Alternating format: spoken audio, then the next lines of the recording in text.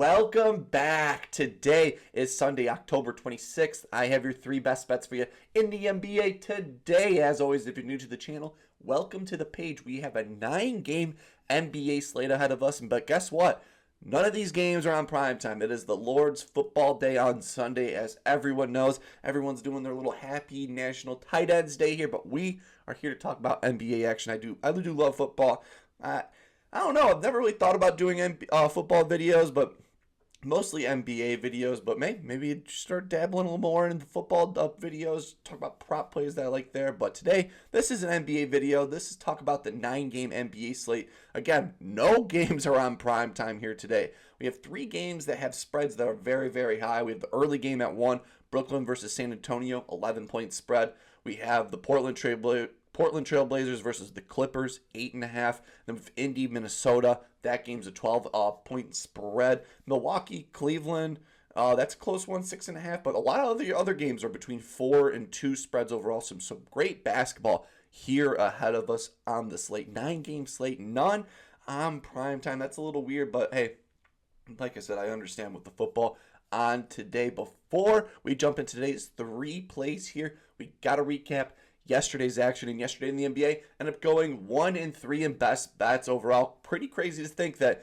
the plus money play, Nikola Jovic triple-double, was the only one to hit yesterday. That one felt great. He started off the game hot with the assist. Whenever Nikola Jovic is at home, you always got to think about throwing him for triple-double. He's way better at home than he is on the road with triple-doubles. In game 1, I was kind of surprised he got the triple-double against the Warriors. He got it like late. This one, I had it marked down that this was the one I was going to gamble on the first year, and it paid off. Plus 153 odds. You got to love that. Pascal Siakam and Montez Buzelis hand up.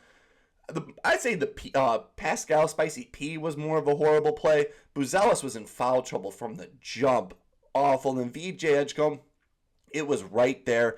I felt great about it. His line went up to 18. Buzelis' line went up to 16. Heck, even Pascal from 20.5 we had went up to 21. I felt great on all 3 numbers, and all 3 fell flat on the face. And then Josh O in the comments, hey, Brandon Miller got hurt and voided out, so hey, got the little money back on that. But man, I was wanting a better day here, but today I'm wanting the 3-0 sweep. I want it. I need it. And let's just jump into it. For my first play of the day, going to be at the 2:30 game, Boston versus Detroit.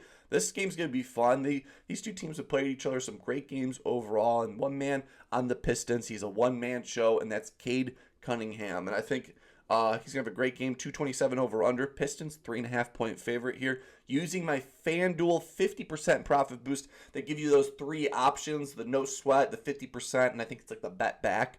I'm using my FanDuel 50% profit boost on this one, so give me Cade Cunningham to go I'm kidding. To go over 14.5 rebounds, assists, plus 114 with the 50% profit boost on FanDuel. Love this spot. He's gotten this over 2 for his last 2 on the season, averaging 16.5 rebounds, assists per game. Game 1, he had 17, and in Game 2, he had 16 rebounds, assists. Clearly clearing this number by an assist, rebound more. He's gotten this over. Great success against Boston. 5 for his last 6 against the Celtics, averaging 16.2 rebounds, assists, with the last 6 games him having 15, 12, 16, 23, 16, and 15 in the most recent matchup. So great success on getting this over against the Celtics, which we love. He's been 2 for 2 on the season, has a great history of getting the over, and he's at home, where he's had a 66% hit rate last season, averaging 15.9 rebounds, assists. The role players play better at home, so Cade is going to have plenty of opportunities to pass out in the flats. Maybe hit a few Duncan Robinson threes today, but I think he has plenty of opportunities to get a few more assists on the table. In the first 2 games, he's had 10 and 9 assists in the first one, with the averaging 19 potential assists per game. So he has even more opportunity to blow the assist number even more out of the water on the year. And then the first 2 games of the year, the rebounding has been solid, having 7 and 7 in both games with 13.5 rebound chances per game. My biggest concern would be rebounds versus Boston, but he averages 6.5 rebounds versus Boston, getting 6+ and 5 for his last 6 against the Celtics. And today, I have him projected at 7 rebounds again and 10 assists, so I think this is a great opportunity. Projected at 17 rebounds, assists. But now we get this at plus money. I think it's a great spot for Cade Cunningham to go over 14.5 rebounds, assists, coming in at plus 114, using my FanDuel 50% profit boost to get it up there. Love that spot. That game's going to be probably the most fun on the slate. Then games get on a little later here, and I got an interesting play for the second one. And this man, he comes off the bench, so definitely a little heads up going into this game. And it's in the Knicks versus Heat game overall. This game, let me check. This game is at 5 o'clock. Miami, 228 over under. Miami has been points at the start of the year. The Knicks are 2.5-point favorite here, and I think the wrong team's favorite. I think the Heat come out smacking them. They completely changed their play style. They're a slow and roll burn team. Now they're playing fast pace fast pace overall, and this man off the bench, he's looked great from the last year to this year, and that's Nikola Jovic. Yes, not Nikola Jokic. He cast for us yesterday, but this is Nikola Jovic. I have him to go over 9.5 points, coming in -126 on DraftKings. Yes, he is coming off the bench, so little buyers beware here, but I'm not worried about it. He's getting plenty of run these last two games. Game 1, he played 23 minutes, and in Game 2, he played 27 minutes in Game 2, so he's a nice spark plug off the bench, and he's averaging 14.5 points this season. In Game 1, he had 9 points in 23 minutes. Game 2, 20 points in 27 minutes, so he's a nice spark plug off the bench. He's gotten this over 1 for his last 2 against the Knicks, averaging 7.5 points per game. He has played 3 games against the Knicks, but I'm not counting that first game. He only played 1 minute in that game, but the last 2 games, he played 20-plus minutes in both of those matchups. In Game 1, he had 5, and in Game 2, he had 10 in both of those games, so just getting the over. But Miami, they want to play fast this year. Nikola Jovic has gone on record saying he loves the fast-paced play of the game. He comes off the bench. He gets to run that point power forward like another Bam off the bench. He was quoted all last night that he loves this new playing style that the Miami Heat have been doing. He's been playing more minutes. When he plays 20-plus minutes in the game, last season he averages 12.8 points when he plays 20-plus minutes per game. Again, when he plays 20 minutes a game, he's averaging 12.8 points per game, a 76% hit rate when he plays 20-plus minutes in a game. Hey, at home when he plays 20-plus minutes, he has an 86% hit rate when he plays 20-plus minutes. In the start of the year, he's played 20-plus minutes in both games, so I love that. 60% hit rate at home last season, averaging 10.8 points per game. When he had no Jimmy Butler on this team, he was shifted into another primary scorer. His role has expanded since then, going over 14 for his last 20 games with this new role on this team.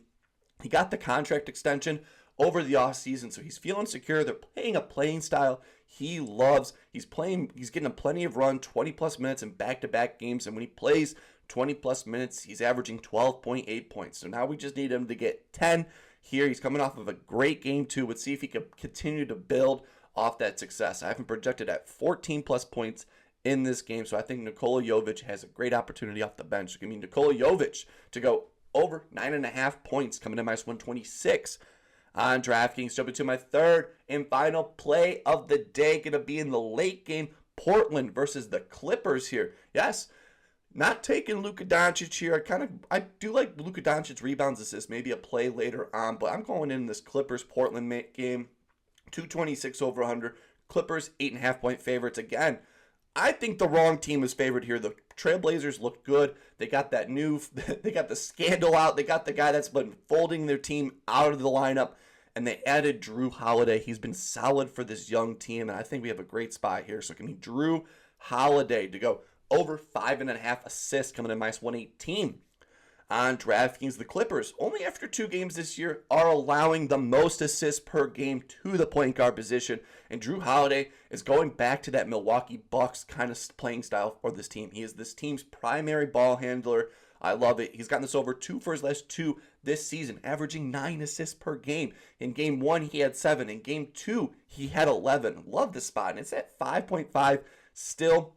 He is this new team's PG. You would think it'd be Denny taking the ball off the court, or you'd be thinking it's Shaedon Sharpe to take the ball off the court. No, they're giving the reins to Jrue Holiday in this matchup here. He's gotten this over 2 for his last 3 against the Clippers, averaging 5.7 assists per game. Love that. There's still no Scoot Henderson. There's still no Dame on this team, so they don't have many primary ball handlers to even start with. So it is pretty much Denny, Jrue Holiday, and that's pretty much it on this team. He's averaging 30 minutes played per game in both games, so he's getting plenty of run on the court. He has a new role. He's going back to his Milwaukee Bucks days where he is the true point guard.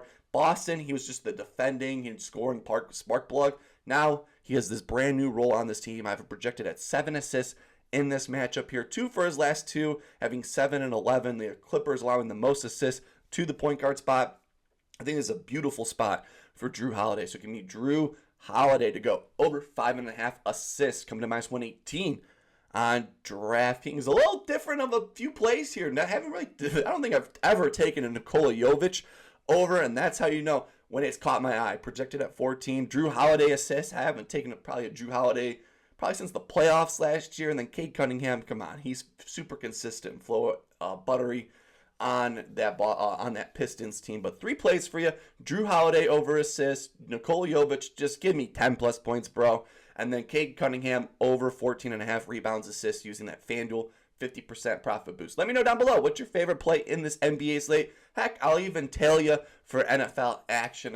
I think everyone's going to say George Kittle touchdown today is the most guaranteed. But don't forget about some of the running backs and wide receivers. I'm talking about maybe a little Rome Odunze here today. As a Bears fan, he started off hot, few games in a row, nothing. He had the touchdown call back against Washington. Watch Rome get into the end zone here today. Those are my 3 best bets for you in the NBA today. As always, if you're new to the channel, please leave a like and subscribe down below. It means the world to me. Or let me know down below what's your favorite best bet. Love to tell you guys in the comment section. Shout out to you, Josh O. Love when I see you in the comment section. Love tailing you and see how the season goes. 3 brand new plays for you today. Hopefully having a wonderful day. Happy Sunday Funday. Keep on smiling, and I will see you in the next one.